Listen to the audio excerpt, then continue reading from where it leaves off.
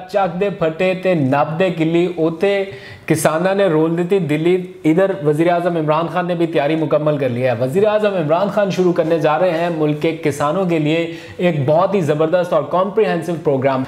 बिस्मिल्लाहिर्रहमानिर्रहीम, अस्सलाम वालेकुम। मैं हूं अब्दुल कादिर और आप देख रहे हैं आपका अपना यूट्यूब चैनल। आज तारीख है 27 जनवरी और दिन है बुध का।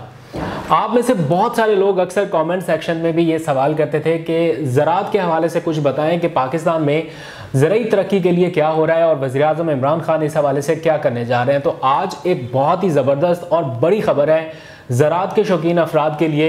वज़ीर आज़म इमरान खान ने किसानों के लिए मुल्की ख़जाने का मुँह खोल दिया है। एक तरह से फ़ैसला हो गया ये और कुछ रकम मुख्तस भी कर दी गई है। आइंदा आने वाले दिनों में क्या होने जा रहा है, कामयाब जवान के बाद कामयाब किसान प्रोग्राम शुरू हो रहा है। कब से शुरू हो रहा है और इसकी क्या तफसीलात हैं, आज आप ये जान पाएंगे। और इसका अगर कंपैरिजन किया जाए मौजूदा सूरत हाल के, तो भारत में इस वक्त क्या चल रहा है किसानों के साथ और उसके बदले में पाकिस्तानी हुकूमत ने क्या फ़ैसला किया है अपने किसानों को सहूलत देने के लिए, और ये फौरी तौर पर नाफिजुल अमल होगा ये सारा मामला, इसके ऊपर बात करेंगे। और दूसरा, वज़ीर आज़म इमरान खान की ज़ेर सदारत आज पार्लिमानी पार्टी का अहम इजलास हुआ। आज मेरा भी ज़्यादातर वक्त प्राइम मिनिस्टर सेक्रेटेरिएट और पार्लियामेंट हाउस में ही गुजरा और वहाँ पर एक नाखुशगवार वाक़या भी पेश आया शिबली फराज और शहबाज गिल साहब के दरमियान।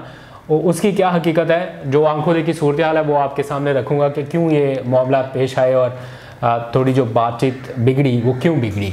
इसके ऊपर जो फेक न्यूज़ और बहुत ज़्यादा हंगामा राई बना के पेश किया जा रहा है, एक्चुअल पोजीशन क्या थी वो मैं आपको बताऊंगा। और इसके साथ साथ वज़ीर आज़म की ज़ेर सदारत इस इजलास में कुछ अंदरूनी बातें, सरे महल के साथ साथ हुदैबिया पेपर मिल का केस भी खुलने वाला है और ब्रॉडशीट है या ये फ्रॉड शीट है, इस बारे में कुछ दिलचस्प बात हुई है वो आपको बताऊंगा। लेकिन सबसे पहले मेरा ख्याल है बात कर लेते हैं वज़ीर आज़म इमरान खान की ज़ेर सदारत होने वाले PTI पार्लिमानी पार्टी के इजलास की और इस इजलास के दौरान पेश आने वाले नाखुशगवार वाक़े की।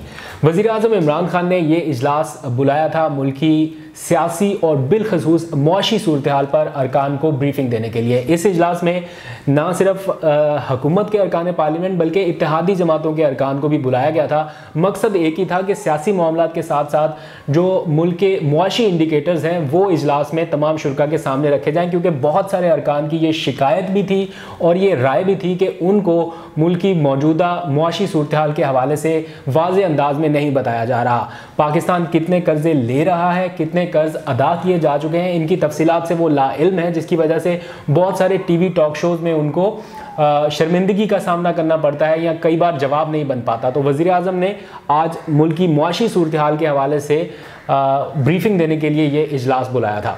इस इजलास के दौरान बताया गया कि पिछले 6 महीने के अंदर पाकिस्तान ने कोई बैरूनी कर्जा नहीं लिया और इस वक्त पाकिस्तान मुआशी एतबार से इस पोजीशन में है कि बग़ैर कर्ज़ों के अपना मुल्क चला सकता है अपने वसाइल के ऊपर। लेकिन जो कर्जे लेने पड़ रहे हैं वो उस सूरत में लिए जा रहे हैं कि माजी के लिए हुए कर्ज़ों की किस्तों की अदायगी के लिए हमें मुश्किलात का सामना है। इस वक्त पाकिस्तान की जो आमदनी है और जो अखराजात हैं वो लेवल हैं, यानी हम अपनी आमदनी में अपने खर्चे कर सकते हैं, लेकिन हमें मज़ीद कर्ज सिर्फ इसलिए भी लेना पड़ता है कि माजी में लिए गए कर्ज़ों की किस्तों की अदायगी और उसके ऊपर जो चढ़ने वाला सूद है उसको अदा करने के लिए हमारे पास अपने अखराजात नाकाफ़ी हैं। इसी इजलास के दौरान वज़ीर आज़म इमरान खान ने तमाम अरकान पार्लियामेंट को यह हिदायत की कि अब से लेके आखिर तक, जब तक हुकूमत की टर्म है, अपना पूरा जोर लगा दें अवाम की फलाह बहबूद के लिए और ऐसे फलाही मंसूबे जो अवाम की ज़रूरत है उनके ऊपर तवज्जो दी जाए। ख़ास तौर पर एहसास प्रोग्राम, शेल्टर होम्स के दौरे, महंगाई में कमी के लिए इकदाम और बहुत से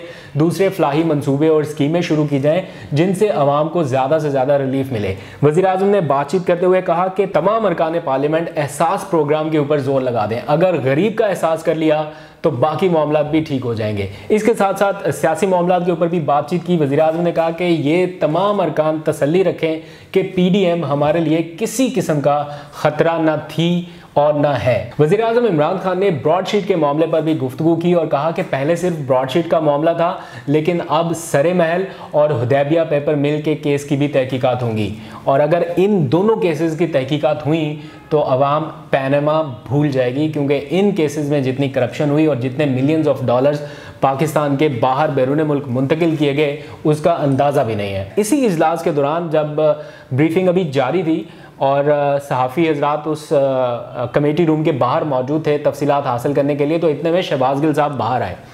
उन्होंने सहाफ़ियों के कुछ सवालात सुने कि अंदर क्या बातचीत हो रही है, किस मामले के ऊपर ब्रीफिंग दी जा रही है। तो उन्होंने बताया कि असद उमर साहब और मुशीर ख़जाना ने कुछ इकनॉमिक इंडिकेटर्स के ऊपर ब्रीफ किया है और वो जो अंदर ब्रीफिंग दी गई थी उसकी तफसीलात मीडिया से शेयर कर रहे थे उस वक्त। और मीनवाइल शिबली फराज साहब बाहर आए और उन्होंने जब ये देखा कि जिस मामले के ऊपर उन्होंने प्रेस कॉन्फ्रेंस करना थी जाके, उसी मामले के ऊपर शहबाज गिल साहब मीडिया को ब्रीफ कर रहे हैं, तो ये मामला उनको थोड़ा पसंद नहीं आया और उन्होंने उधर ही उनको टोक दिया और कहा कि डोंट डू दैट, मैं इस मामले के ऊपर प्रेस कॉन्फ्रेंस करने वाला हूं। तो शहबाज गिल साहब ने कहा कि ये मीडिया के कुछ सवालात थे, साफ़ी हज़रात पूछ रहे थे, तो मैं उस हवाले से उनको ब्रीफ कर रहा था, जवाब दे रहा था। उन्होंने कहा ये मेरा काम है, मैं भी वही करने वाला हूँ और अगर आपने ये चीज़ें बतानी है तो आप मेरे साथ चलिए और प्रेस कॉन्फ्रेंस में ये चीज़ें बताएं। तो ये वहाँ पर थोड़ा सा मामला हुआ, लेकिन बहरहाल ये सब लोगों के सामने ये चीज़ शायद डिस्कस नहीं होनी चाहिए थी, ये हुई है। तो उसका शहबाज गिल साहब को भी यकीनन बुरा लगा होगा क्योंकि बहुत सारे लोग वहाँ पर थे, ना सिर्फ सहाफ़ी बल्कि और लोग भी थे। तो आई डोंट नो इसको पार्टी की सतह पर किस तरह से डील किया जाएगा, लेकिन इससे ऐसा तासुर गया है कि जो दो लोग हैं, जो दो बड़े हैं इत्तलात की रसाई का काम करने वाले, उनके दरमियान को थोड़ी सी अनबन है। बात करते हैं आज की बड़ी खबर के हवाले से। वज़ीर आज़म इमरान खान ने मुल्की किसानों के लिए एक बहुत ही ज़बरदस्त और कॉम्प्रिहेंसिव पैकेज अनाउंस करने का फैसला कर लिया है।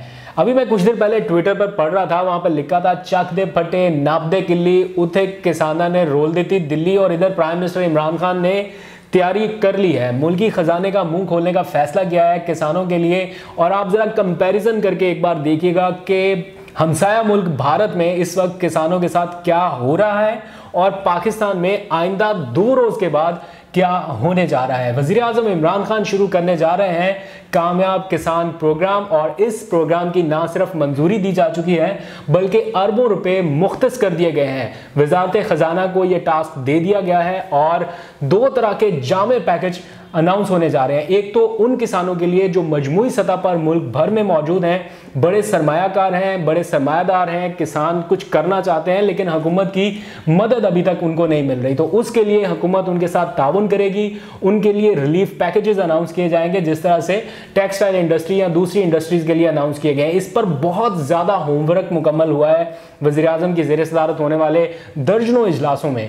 और दूसरा पैकेज होगा जो कामयाब जवान प्रोग्राम के बैनर तले कामयाब किसान प्रोग्राम शुरू होने जा रहा है। और उसमें क्या होगा कि वो नौजवान जो ज़राई शोबे से वाबस्ता हैं, कुछ करना चाहते हैं लेकिन उनके पास सरमाए की कमी है, अब उन्हें घबराने की ज़रूरत नहीं है क्योंकि हुकूमत थामेगी उनका हाथ और उनको मिलने जा रहे हैं जदीद ट्रैक्टर्स। बहुत सारे नौजवानों ने ये दरख्वास्तें दी थी हुकूमत को कि हमें ट्रैक्टर्स चाहिए अपने खेती बाड़ी करने के लिए, लेकिन उसके लिए उनके पास पैसा नहीं था। पाकिस्तान में सालाना तकरीबन 16 से 17 हज़ार ट्रैक्टर्स फ़रोख्त किए जाते हैं, लेकिन हुकूमत ने इब्तदाई तौर पर 5,000 के करीब ट्रैक्टर्स नौजवानों को देने का फैसला किया है। और वज़ीर आज़म जुम्मे से साहिवाल में जाकर इस प्रोग्राम का बाकायदा आगाज़ करेंगे। इसमें सिर्फ एक ही दिन का फ़र्क है। और दूसरा, अगर ये मंसूबा कामयाब हुआ तो इसमें मज़ीद रकम मुख्तस की जाएगी और मज़ीद नौजवानों को भी शामिल किया जाएगा। आपने बहुत बार सुना वो बकरी, अंडे, मुर्गे, चूज़े, इनके ऊपर काफ़ी मजाक उड़ाया गया, लेकिन आज मैं प्राइम मिनिस्टर ऑफिस में मौजूद था और मैंने वो पोर्टल देखा सारा। सबसे ज़्यादा दरख्वास्तें नौजवानों की जानिब से अगर आई हैं कर्ज़ के हसूल के लिए तो वो लाइफ स्टॉक के शोबे की आई हैं। नौजवान करना चाहते हैं जिनके पास ज़मीन जायदाद है, खेती बाड़ी करना जानते हैं, वो लाइफ स्टॉक के शोबे में ही सरमायाकारी करना चाहते हैं और सबसे ज़्यादा दरख्वास्तें उनकी तरफ से आई हैं। हर कोई टेक्निकली बहुत ज़्यादा साउंड नहीं होता या हर किसी के पास कोई बहुत बड़ा हुनर नहीं होता कि वो टेक्निकल शोबे की तरफ ही आगे बढ़े। तो इसका मजाक जितना मर्जी उड़ा लें, लेकिन ये फैक्ट है कि ज़राई शोबे में इनकलाब लाने के लिए ये छोटे छोटे स्टेप्स बहुत ज़रूरी हैं। तो बाकी बातें तो आप भूल जाए ना। एक तरफ आप अपना हमसाया मुल्क देख लें भारत, वहां पर कल पूरा दिन क्या तमाशा लगा। किसानों की पगड़ियां सड़कों पर आपको नजर आई, वो सिख बेचारे तड़पते रोते किधर तक नजर आए, उनके ऊपर लाठीचार्ज हुआ। उनके साथ पुलिस ने क्या जुल्म किया, मोदी हुकूमत उनके साथ क्या कर रही है। और दूसरी तरफ आप पाकिस्तान में देखें तो किसानों के लिए हुकूमत एक जामे पैकेज अनाउंस करने जा रही है। तो ज़रा सा कंपैरिजन करें, अगर करना ही है इंडिया और पाकिस्तान का, तो इस हिसाब से करें कि वहाँ पर क्या हो रहा है और यहाँ पर क्या। तो मैं आज प्राइम मिनिस्टर ऑफिस में ही था और उस्मान डार साहब से भी मेरी इस सिलसिले में बात हुई। मैंने उनसे कुछ पूछा है और आपके लिए मैंने उनसे एक मैसेज भी रिकॉर्ड करवाया है, वो भी मैं आपको दिखाता हूँ कि वो नौजवानों के नाम क्या पैगाम अपना दे रहे हैं, वो भी आप सुन लीजिए। अगर आप इस प्रोग्राम से फ़ायदा उठाना चाहते हैं तो तरीक़ाकार जुम्मे को आपको मैं बता भी दूंगा। लेकिन इस वक्त ज़रूरत इस चीज़ की है कि पाकिस्तान सियासी मामलात से हट के इस मंसूबे को ज़्यादा से ज़्यादा हाईलाइट करे। उसकी रीज़न ये है कि ये एक नैरेटिव है ना, पाकिस्तान का नैरेटिव दुनिया में जाएगा दो तरह से।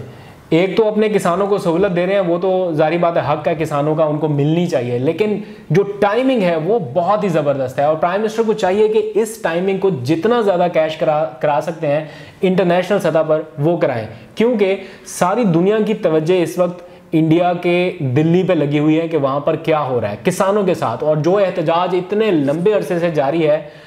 और दूसरी तरफ अगर नज़र उठा के डाली जाएगी पाकिस्तान के ऊपर, और पाकिस्तान में खुशहाल किसान, इधर ट्रैक्टर की चाबियां पकड़ाई जा रही हैं जनाब, करोड़ों अरबों रुपया मुख्तस किया जा रहा है किसानों की सहूलत के लिए, और मेगा पैकेज किसानों के लिए अनाउंस हो जाए, तो इससे अच्छी और बात क्या हो सकती है। तो जुम्मे के दिन देखते हैं प्राइम मिनिस्टर इमरान खान क्या ऐलान करते हैं।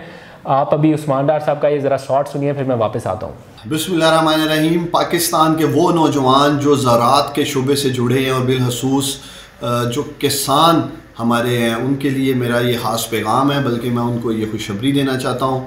कामयाब जवान प्रोग्राम से हम कामयाब किसान का आगाज़ कर रहे हैं, और वो तमाम मेरे नौजवान जो कि कामयाब हुए अभी तक इस प्रोग्राम से फ़ायदा उठाने पे, मैं उनको भी मुबारकबाद देता हूँ। हम पाकिस्तान के किसानों को ट्रैक्टर्स इंशाल्लाह ताला इस प्रोग्राम में देने जा रहे हैं, और इसके साथ साथ ज़राअत से शुबे, डेयरी फार्म्स, जितनी मुख्तलिफ़ किस्म के कारोबार हैं, जो वसाइल तक रसाई नहीं थी हमारे नौजवानों की, जो ज़राअत से वाबस्ता थे, वो सब तैयार हो जाएं। और इंशाअल्लाह ताला मैं आपको यकीन दिलाता हूँ हुकूमत आपके इलाके तक पहुँचेगी, और जब तक हमारा मानना है पाकिस्तान के खेत सरसब्ज़ नहीं होंगे, मुल्क पाकिस्तान में खुशहाली नहीं आ सकती, मुल्क पाकिस्तान सरसब्ज़ नहीं हो सकता। हमने फ़ैसला किया है, हमने पाकिस्तान के किसान को उठाना है, और इंशाअल्लाह ताला कामयाब जवान कामयाब किसान की ही ज़मानत होगा। तो उस्मान डार साहब की गुफ्तगू आपने सुनी, इसकी मज़ीद तफसीलात कल आपको टीवी चैनल्स पर भी नज़र आ जाएंगी। उम्मीद है कि आप इस प्रोग्राम को सपोर्ट ज़रूर करेंगे। सियासी मामला से हट के ना सही, लेकिन इसलिए भी सपोर्ट करना ज़रूरी है कि हमारे हमसाया मुल्क में क्या हो रहा है, और हमें दुनिया को बताना है कि पाकिस्तान में उनसे अच्छा हो रहा है। तो पॉजिटिव पाकिस्तान का इमेज दुनिया में आगे लेके जाना है, आपकी और मेरी दोनों की जिम्मेदारी है, सबकी। तो देखते हैं आने वाले दिनों में क्या होता है। अपना बहुत सा ख्याल रखिएगा। मज़ीद खबरों के लिए आपके साथ हाजिर हूँगा। आज तक के लिए इतना ही। खुदा हाफिज़।